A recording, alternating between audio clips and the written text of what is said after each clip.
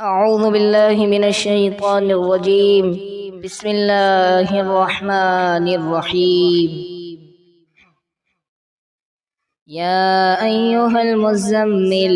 قم الليل إلا قليلا نصفه أو انقص منه قليلا أو زد عليه ورتل القرآن ترتيلا إنا سنلقي عليك قولا ثقيلا إن ناشية الليل هي أشد وطئا وأقوم قيلا إن لك في النهار سبحا طويلا واذكر اسم ربك وتبتل إليه تبتيلا رب المشرق والمغرب لا إله إلا هو فاتخذه وكيلا واصبر على ما يقولون واهجرهم هجرا جميلا وذرني والمكذبين أولي النعمة ومهلهم قليلا إن لدينا أنكالا وجحيما وطعاما ذا غصة وعذابا أليما يوم ترجف الأرض والجبال وكانت الجبال كثيبا مهيلا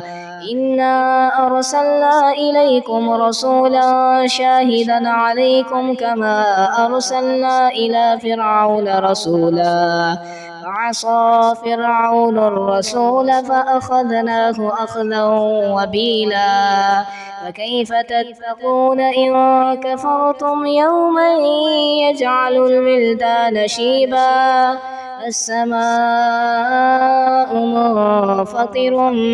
به كان وعده مفعولا إن هذه تذكرة فمن شاء اتخذ إلى ربه سبيلا إن ربك يعلم أنك تقوم أدنى من ثلثي الليل ونصفه وثلثه وطائفة من الذين معك والله يقدر الليل والنهار علم أن لا تحصوه فتاب عليكم فاقرؤوا ما تيسر من القرآن علم أن سيكون منكم مرضى وآخرون يضربون في الأرض يبتغون من فضل الله وآخرون يقاتلون في سبيل الله فاقرؤوا ما تيسر منه وأقيموا الصلاة وآتوا الزكاة وأقرضوا الله قرضا حسنا وما تقدموا لأنفسكم من خير تجدوه عند الله هو خيرا وأعظم أجرا واستغفروا الله